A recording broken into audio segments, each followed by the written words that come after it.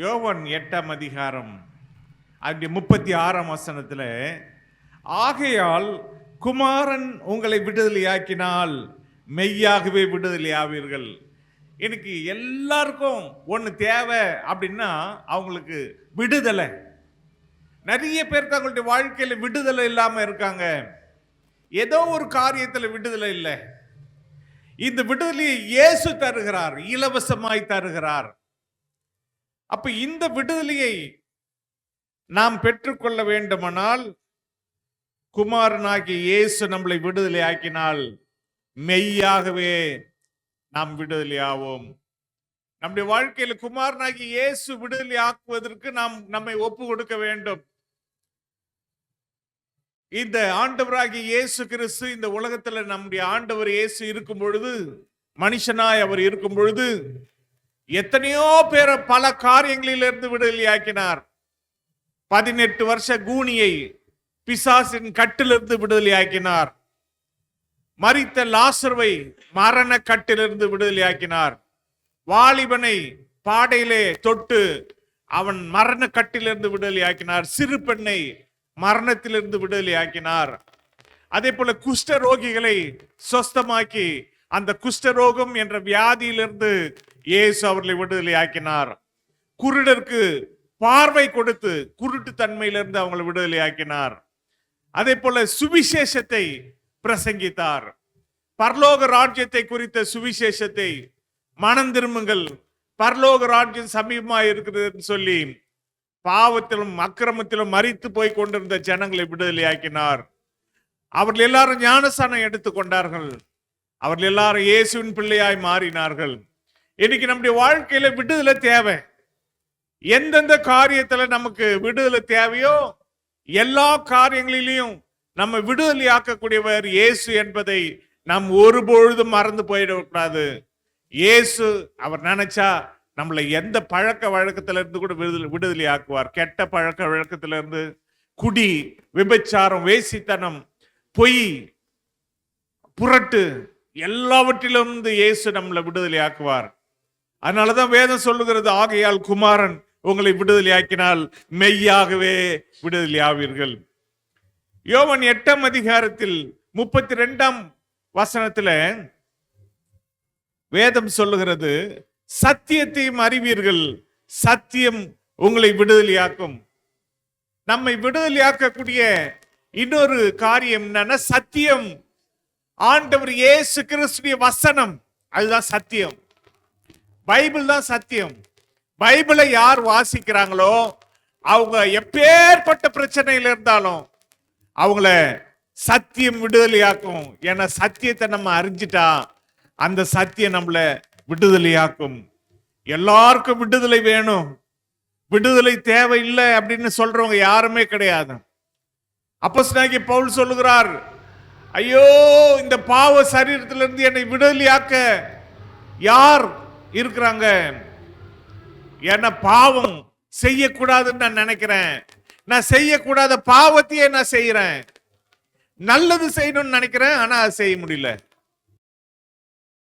நினைக்கிறேன், அதை செய்யறேன். இப்படிதான் மனுஷனுடைய நிலைமை. நம்ம நல்லது என்னதான் செய்யணும்னு நினைச்சாலும் நம்மளால செய்ய முடிய மாட்டேங்குது. ஆனா கெட்டது செய்யக்கூடாதுன்னு நினைச்சா அதை தான் நம்ம செய்யறோம். அதுதான் பாவ சரீரம். அதனாலதான் வேதம் சொல்லுகிறது, கொலோசையர் 1ஆம் அதிகாரம் 13ஆம் வசனம், இருளின் அதிகாரத்தினின்று நம்மை விடுதலையாக்கி தமது அன்பின் குமாரனுடைய ராஜ்யத்திற்கு உட்படுத்தினோமா இருக்கிற பிதாவை ஸ்தோத்தரிக்கிறோம். 14ஆம் வசனம், குமாரனாகிய அவருக்குள் அவருடைய ரத்தத்தினாலே பாவ மன்னிப்பாகிய மீட்பு நமக்கு உண்டாகி இருக்கிறது. அப்போ பிதாவாகிய தேவன் நம்மள இருளின் அதிகாரத்தினின்று நம்மளை விடுதலையாக்குகிறார், நம்மை விடுதலையாக்குகிறார். இருளின் அதிகாரத்தினால்தான் நிறைய பேருக்கு பிரச்சனை. அவங்களுக்கு விடுதலை இல்லாத காரணம் என்ன? இருளின் அதிகாரம். இருளின் அதிகாரம்னா பிசாசின் அதிகாரம். அந்த பிசாசின் அதிகாரத்தினாலே நமக்கு விடுதலை இல்லை. இந்த பிசாசின் அதிகாரத்திலிருந்து, அதாவது இருளின் அதிகாரத்திலிருந்து நம்மளை விடுதலையாக்கி தமது அன்பின் குமாரனுடைய ராஜ்யத்துக்கு உட்படுத்தி இருக்கிறார். யாருன்னா பிதாவாகிய தேவன். அதனால குமாரனாகிய அவருக்குள் அவருடைய ரத்தத்தினாலே பாவ மன்னிப்பாகிய மீட்பு நமக்கு உண்டாய் இருக்கிறது. ஒரு மனுஷனுக்கு விடுதலை வேணும்னா அவனுக்கு முதல் அவன் செஞ்ச பாவத்துக்கு மன்னிப்பு வேணும். அப்பதான் அவனுக்கு விடுதலை கிடைக்கும். ஒருத்தர் ஒரு தண்டனை ஏதோ ஒரு தப்பு செஞ்சிட்டான்னா நியாயாதிபதி நீதிபதி மன்னிக்கணும். மன்னித்து அவனுக்கு ஜெயில் வேணாம் அப்படின்னு சொன்னார்னா அவனுக்கு ஜெயில போட மாட்டாங்க. மன்னிப்பு கிடைக்கலன்னா ஜெயில போட்டுருவாங்க. அது போல ஒரு மனுஷனுக்கு விடுதலை வேணும்னா அவன் செஞ்ச பாவத்திலிருந்து அவனுக்கு மன்னிப்பு பெற்றாதான் விடுதலை கிடைக்கும். இந்த மன்னிப்பை இயேசு நமக்கு தருகிறார். மன்னிக்கிறவர் நம்முடைய ஆண்டவராகிய இயேசு. அவருடைய ரத்தத்தினாலே நம்மளை மன்னிக்கிறார். இப்படி நம்மளை மன்னிச்சு நம்மை அவருடைய பிள்ளைகளாக ஏற்றுக்கொள்ளுகிறார். அதனால இயேசு அவருடைய குமாரன், பிதாவாகிய தேவன் அவருடைய குமாரனாகிய இயேசு மூலம் நமக்கு விடுதலை கொடுக்கிறார். அவரே நம்மளை விடுதலையாக்குகிறார். வேதத்துல பாத்தீங்கன்னு சொன்னா வேதம் சொல்லுகிறது, யோவான் 8ஆம் அதிகாரத்துல ஒரு மனுஷன் பாவம் செய்யறவனா இருந்தா அவன் பாவத்துக்கு அடிமையா இருக்கிறான். ஆண்டவர் இயேசு இதை சொல்றார், மெய்யாகவே மெய்யாகவே உங்களுக்கு சொல்றேன், பாவம் செய்யறவன் பாவத்துக்கு அடிமை. 33ஆம் வசனத்துல இருந்து நீங்க பாத்தீங்கன்னு சொன்னா இருக்கு. அங்க கேக்குறாங்க, நாங்க யாருக்குமே அடிமை கிடையாது, நாங்க ஆபிரகாமின் பிள்ளைகளாச்சே. இல்ல, பாவம் செஞ்சா நீங்க பாவத்துக்கு அடிமை.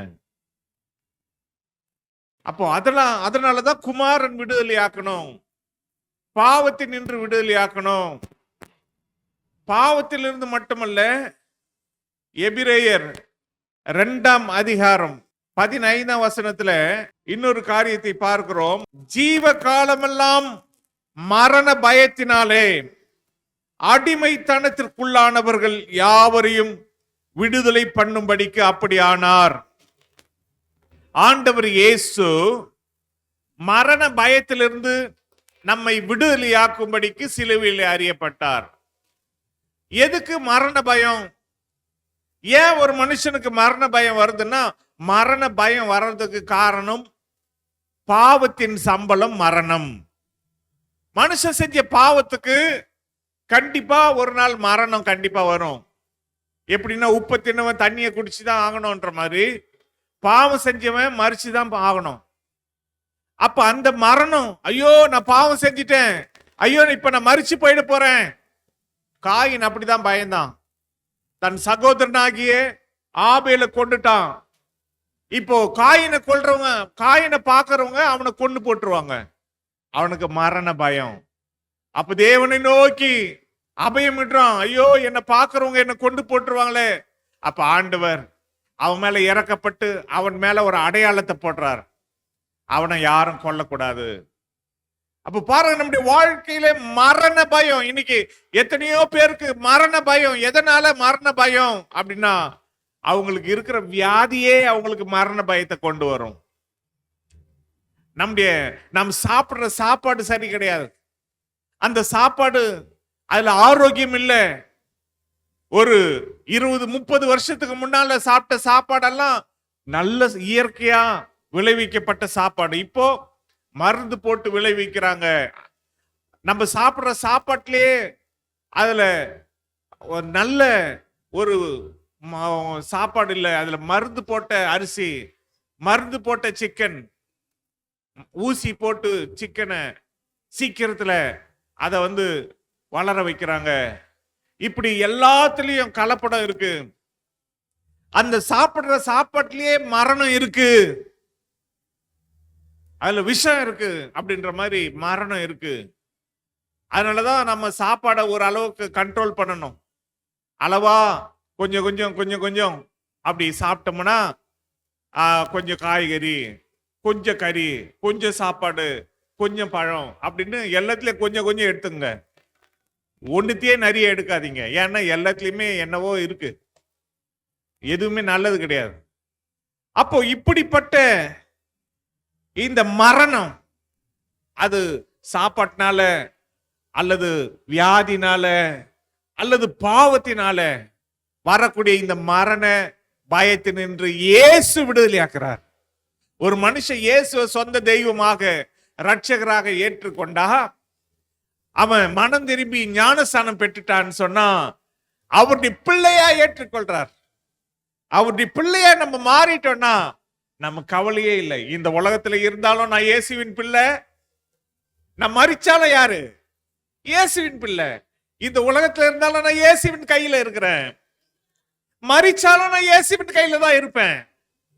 ஏன்னா நான் இயேசுவின் பிள்ளை, எனக்கு பயமே இல்லை. இங்க வாழ்ந்தாலும் அங்க வாழ்ந்தாலும் இயேசுவோடு தான் வாழ போறேன். அதனால காலகாலமா இருக்கிற மரண பயத்தை இயேசு நம்மளை விட்டு நீக்கிட்டார். அதனால்தான் ஒரு கிறிஸ்தவனுக்கு மரணத்தை பார்த்து பயமே கிடையாது. அதான் உண்மையான விசுவாசி. மரணத்தை பார்த்து பயப்படுறவங்க உண்மையான விசுவாசி கிடையாது. ஏன்னா இயேசு மரண பயத்தை நம்மை விட்டு நீக்கி விட்டார். அதனால் நாம் விடுதலை ஆக வேண்டுமானால் இயேசுவால தான் முடியும். நாம் விடுதலை ஆக வேண்டுமானால் சத்தியத்தை எவ்வளவுக்கு எவ்வளவு வசனத்தை வாசிக்கிறோமோ, நீங்க பாருங்க, நிறைய பேர் இந்த காலங்களில பிரஷரு, இந்த காலங்களில டிப்ரெஷன், எதையோ குறிச்சு கவலைப்பட்டு கொண்டிருப்பாங்க. அந்த கவலையெல்லாம் தூக்கி குப்பையில போட்டுட்டு வேதத்தை திறந்து அதை வாசித்து அதை தியானித்து அதை கரைச்சி கொஞ்சம் கொஞ்சமா குடிச்சு பாருங்க வேதத்தை. அது ஆரோக்கியத்தை கொடுக்கும். இந்த வேதம் உங்களை வாழ வைக்கும்.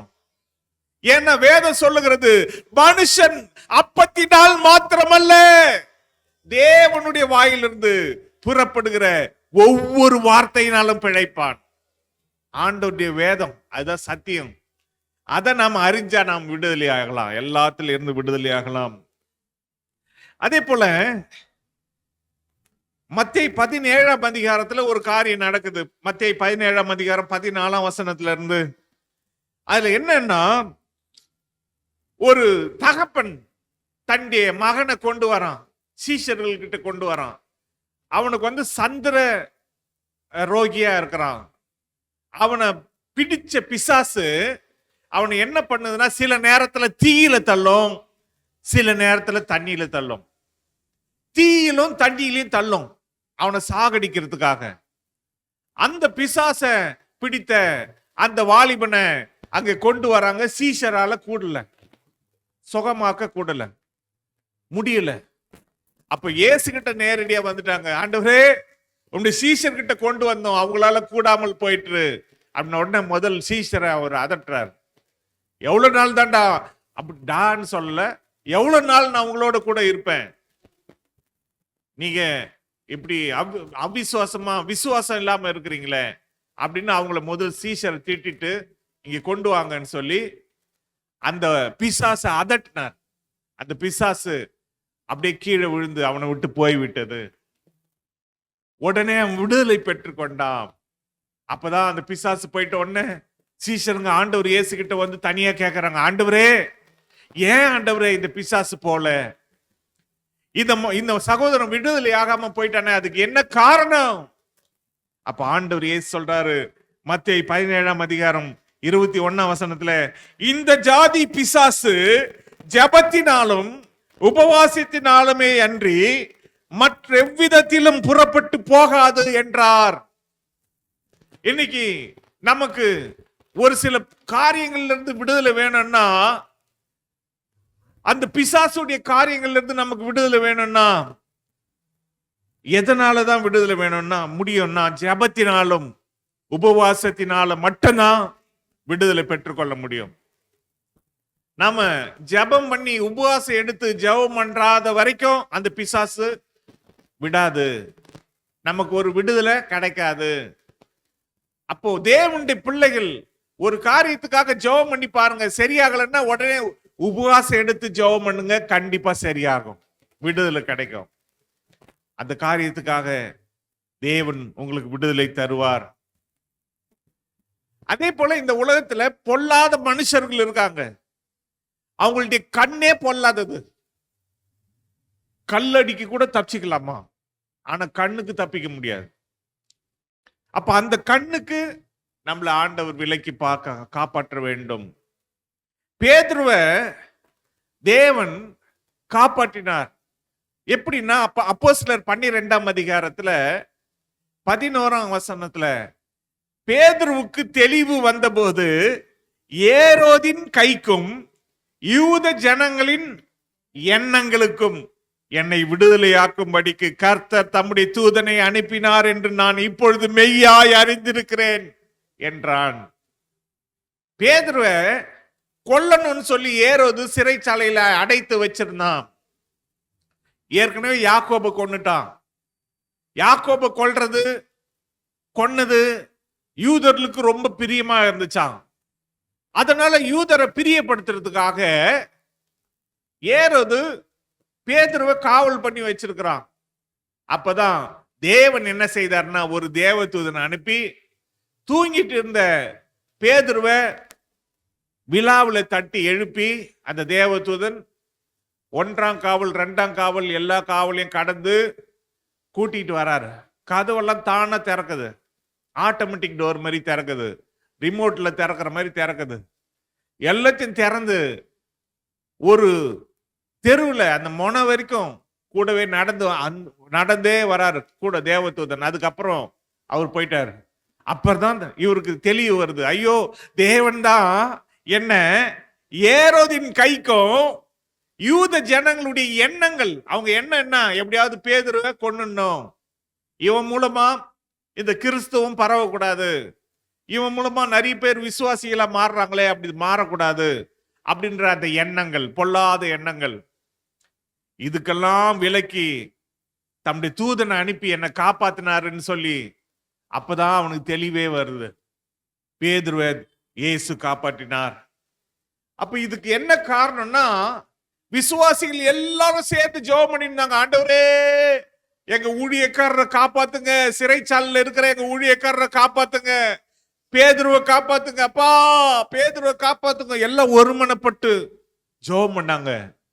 அப்பதான் தேவன் தம்முடைய தூதனை அனுப்பி அவங்களை அவரை பேதுருவை விடுதலை ஆக்கினார். அல்லேலூயா. அதனால ஜெபத்தினால முடியாத காரியம் ஒண்ணுமே இல்லை.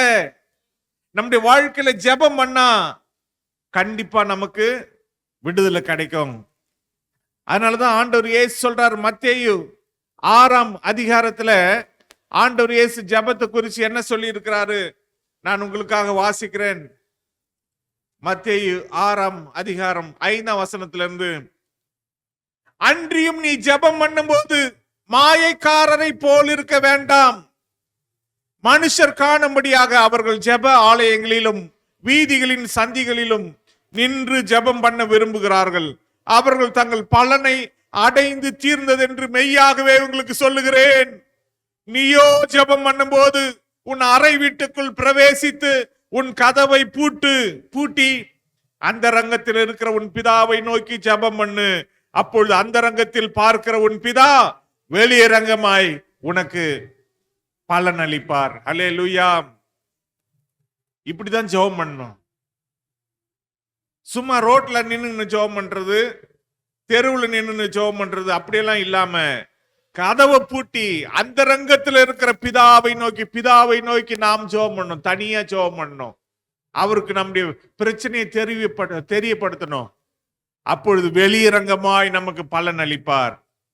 நமக்கு என்ன பலன் வேணுமோ அது அவர் தருவார். அதனால ஒரு மனுஷன் விடுதலை ஆவதற்கு ஜெபம் ரொம்ப அவசியம். வேதத்தை வாசிப்பது ரொம்ப அவசியம். இயேசு அவரை தேடுவது, அவர் ஆராதனை செய்வது ரொம்ப அவசியம். ஏன்னா குமாரன் தான் நம்மளை விடுதலை ஆக்க முடியும். அதே போல இன்னொரு காரியம் நமக்கு தேவை. விடுதலை ஆவதற்கு அடுத்த காரியம் என்ன தேவைன்னா, அப்போஸ்தலர் 16ஆம் அதிகாரத்துல 25ஆம் வசனத்திலிருந்து பாத்தீங்கன்னு சொன்னா, பவுலையும் சீலாவையும் அவங்க பிடிச்சு தொழு மரத்துல கட்டிடுறாங்க. கட்டி காவல் பண்ணிட்டாங்க. நடுராத்திரி பவுலும் சீலாவும் என்ன பண்ணாங்கன்னா தேவனை பாடி அவரை துதிக்க ஆரம்பிச்சிட்டாங்க. துதிக்க ஆரம்பிச்ச உடனே சிறைச்சாலை அஸ்திபாரங்கள்லாம் என்ன ஆச்சுன்னா அசைஞ்சிச்சு. கட்டுகள்லாம் அறுக்கப்பட்டது. அவங்க விடுதலை வந்துருச்சு. அப்ப சிறைச்சாலை தலைவன் என்ன பண்றான், தண்டிய கத்தி எடுத்து தன்னை ஓங்கி குத்தி கொள்ளணும். ஏன்னா சிறைச்சாலை கைதி எல்லாம் தப்பிச்சிட்டாங்கன்னு நினைச்சான். அப்போ பவுல் சொல்றார், நாங்க இங்கதான் இருக்கிறோம், உனக்கு ஒண்ணு செஞ்சிக்காத அப்படின்னு உடனே காலில் வந்து விழறான். ஆண்டவன்மாரே, ரட்சிக்கப்படுறதுக்கு நான் என்ன செய்யணும்? ரட்சிக்கப்படணுமா? கர்த்தராகிய இயேசு கிறிஸ்துவை விசுவாசி, அப்பொழுது நீயும் உன் வீட்டாரும் ரட்சிக்கப்படுவீர்கள். உடனே அன்னைக்கே ஞானஸ்தானம் எடுக்கிறாங்க. இயேசுவை சொந்த தெய்வமாக ரட்சகராக ஏற்றுக்கொண்டாங்க. அந்த காயங்கள் எல்லாம் கட்டுறாங்க, சாப்பாடு கொடுக்குறாங்க. காலையில் ஆன உடனே விடுதலை பண்றாங்க. அதிகாரிகள் சொல்லி அனுப்புறாங்க, அவங்கள விட்டுருங்க அப்படின்னு சொல்லி. உடனே இவர் சொல்றாரு, நாங்க ரோமரா இருக்கிறோம், ரோமரா இருக்கிற எங்களை நியாயம் விசாரியாம எங்களை அடிச்சு எங்களை சிறைச்சாலையில வர வச்சிட்டீங்க. அந்த அதிகாரிகளே வந்து எங்களை விடுதலை ஆக்க சொல்லு. அப்ப அந்த அதிகாரிங்க வந்து பயந்து, ஐயோ இவங்க ரோமராமே, இவங்களை போய் நாங்க நம்ம சிறைச்சாலையில வச்சிருந்தோமே அப்படின்னு பயந்து அவங்ககிட்ட பணிவா பேசி, தயவு செய்து நீங்க போங்க அப்படின்னு கேட்டுக்கொண்டாங்களாம். அப்ப பாருங்க, ஜெபத்தினாலும் துதி செலுத்தணும். சபைக்கு வந்தா ஆண்டவரை துதிக்கிற நேரத்துல துதிக்கணும், வீட்லயும் ஆண்டவரை துதிக்கணும். துதிச்சு பாருங்க, உங்களுடைய வாழ்க்கையில பெரிய ஒரு விடுதலை கிடைக்கும். துதியினால் முடியாத காரியம் ஒண்ணு இல்லை. இயேசுவை துதிக்கணும், தேவனை, பிதாவாகி தேவனை துதிக்கணும், பரிசுத்த ஆவியானவரை துதிக்கணும். அவரை துதிச்சு அவரை மகிமைப்படுத்தணும். அப்ப நம்முடைய வாழ்க்கையில சந்தோஷம், சமாதானம், விடுதலை எல்லாம் கிடைக்கும். இவங்க துதிச்சாங்க, அவங்க வாழ்க்கையில அற்புதங்கள் நடந்தது. அது மட்டும் இல்ல, இந்த உலகத்துல நாம் விடுதலை பெற வேண்டும்னா நாமளே முயற்சிக்க வேண்டுமா? அப்பதான் நமக்கு விடுதலை கிடைக்கும். ஒருத்தருக்கு விடுதலை வேணும்னு விருப்பம் இல்லாம, விடுதலை வேணும்னு அவங்களே முயற்சிக்காம, நாமளே வந்து ஐயோ அவங்க விடுதலை ஆகணும், ஐயோ அவங்க எப்படியாவது அந்த பிரச்சனையிலிருந்து விடுதலை ஆகணும்னு நம்ம வந்து கவலைப்பட்டு மற்றவங்களுக்காக ஜெபம் பண்றோம். நாம கவலைப்பட்டு அவங்களுக்காக பரிதாபப்படுறோம். அவங்க நல்லா சாப்பிட்டு தூங்கின்னு இருக்காங்க. இதுதான் பிரச்சனை. இங்கே வேதம் சொல்லுகிறது, லூக்கா 12ஆம் அதிகாரத்துல 58ஆம் வசனத்துல, உனக்கு எதிராளியானவன் உன்னை அதிகாரியின் இடத்திற்கு கொண்டு போகிற போது வழியிலே தானே அவனிடத்திலிருந்து விடுதலையாகும்படி பிரயாசப்படணும். ஒரு மனுஷன் விடுதலை ஆகணும்னா அவன் பிரயாசப்பட்டதான் விடுதலையாக முடியும். எதிராளியானவன், உனக்கு எதிராளியானவன் உன்னை அதிகாரி இடத்திற்கு கொண்டு போகிற போது, எதிராளி என்ன செய்வான்? அதிகாரி கிட்ட கொண்டு போவான், போலீஸுக்கு கிட்ட கொண்டு போவான். வழியிலே தானே அவனிடத்திலிருந்து விடுதலை ஆகும்படி பிரயாசப்படும். வழியிலே எப்பா நமக்குள்ள பிரச்சனை எதுக்குப்பா? நம்ம பக்கத்து வீட்டுல இருக்கிறோம், நாம எதுக்கு சண்டை போட்டுக்கணும், நம்ம சமாதானமா போயிடலாம்பா அப்படின்னு நீங்க பேசிட்டா வழியிலேயே விடுதலை ஆயிடலாம். இல்லைன்னா அவன் என்ன பண்ணுவான்? எதிராளி அதிகாரி கிட்ட கொடுப்பான், ஒப்பு கொடுப்பான். இல்லாவிட்டால் அவன் உன்னை நியாயாதிபதிக்கு வழியிலே அவனத்தில் விடுதலை ஆகும்படி பிரயாசப்படும். இல்லாவிட்டால் அவன் எதிராளி அதிகாரி கிட்ட கொடுப்பான். அதிகாரி என்ன பண்ணுவான்? அவன் இஷ்டத்துக்கு ஒண்ணும் செய்ய முடியாது. அவன் ஜட்ஜி கிட்ட எடுத்துட்டு போயிடுவான், கோர்ட்டுக்கு கூட்டிட்டு போயிடுவான். அவன் உன்னை நியாயாதிபதிக்கு முன்பாக கொண்டு போவான். நியாயாதிபதி உன்னை சேவகனிடத்தில் ஒப்பு கொடுப்பான். சேவகன் உன்னை சிறைச்சாலையில் போடுவான். இதான் அதிகாரி அங்க நியாயாதிபதி கிட்ட, ஜட்ஜி கிட்ட கூட்டு போவாரு. ஜட்ஜி போலீஸ் கிட்ட ஒப்படைப்பாரு, போலீஸ்காரங்க ஜெயில போடுவாங்க. அப்ப இதெல்லாம் நமக்கு நடக்காம இருக்கணும்னா நாமளே பிரயாசப்படணும். நாம விடுதலை ஆவறதுக்கு பிரயாசப்படணும். செஞ்ச அக்கிரம அநியாயத்திலிருந்து விடுதலையாக பிரயாசப்படணும். அப்போஸ்தலனாகிய பவுல் பிரயாசப்பட்டார். எத்தனையோ முறை அவர் விடுதலையானாரு. அப்போஸ்தலர் 22ஆம் அதிகாரத்துல 24ஆம் 25ஆம் வசனத்துல அங்கே அப்போஸ்தலனாகிய பவுல் பிரசங்கம் பண்ணதுனால அங்க இந்த அப்போஸ்தலனாகிய பவுல யூதர்கள் எல்லாம் சூழ்ந்து பிடித்து அந்த அப்போஸ்தலனாகிய பவுல சவுக்கால அடிக்கிறதுக்கு முயற்சி பண்றாங்க. உடனே அந்த அப்போஸ்தலனாகிய பவுல அழுந்த கட்டுறாங்க சவுக்கால அடிக்கிறதுக்கு. உடனே இவர் சொல்றாரு, நான் ஒரு ரோம பிரஜையை வந்து நீங்க அடிக்கலாமா? நியாயம் விசாரிக்காம அடிக்க முடியுமா? அப்படின்னு உடனே அந்த நூற்றுக்கு அதிபதி போய் சேனாதிபதி இடத்துல போய் சொல்றான். சேனாதிபதி, ஐயோ நீ ரோமனா? கிட்ட வந்து நீ ரோமனா? ஆமா நான் ரோமன். ஐயோ அப்படின்னு சொல்லி கட்டினதுக்காகவே பயப்படுறான். ஐயோ ஒரு ரோமனை போய், ஏன்னா கவர்மெண்ட் ஒத்துக்காது, தன்னுடைய குடிமக்களை மதிப்பா நடத்தணும் கவர்மெண்ட். அப்ப நீ ரோமனா? உன்னை ஐயோ நான் கட்டிட்டனே அப்படின்னு சவுக்கால அடிக்கிறத நிறுத்திட்டாங்க. ரெண்டாவது அப்போஸ்தலர் 23ஆம் அதிகாரத்துல 1-2 வசனத்துல பிரதான ஆசாரியனாகிய அனனியா அவன் வந்து அப்போஸ்தலனாகிய பவுல அவன் வாயில அடிங்க, பக்கத்துல இருக்கிறவங்க கிட்ட சொல்றான், அவன் வாயில அடிங்க.